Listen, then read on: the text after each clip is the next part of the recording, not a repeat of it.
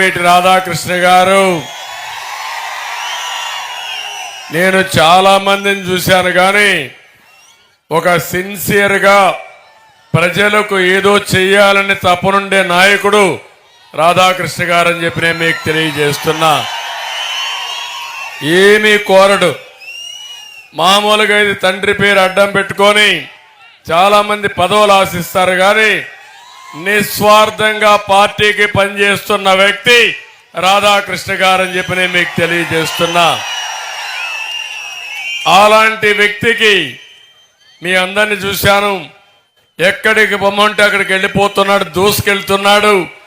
ఒకటే ఆలోచిస్తున్నాడు, తండ్రి ఆశయాలను నెరవేర్చాలి, ఈ రాష్ట్రానికి న్యాయం జరగాలి, తను నమ్ముకున్న ప్రజలకు అన్యాయం జరగకుండా ఉండడానికి నిరంతరం పనిచేస్తున్న శ్రామికుడు రాధాకృష్ణ గారు అని చెప్పి నేను మీకు తెలియజేస్తున్నా.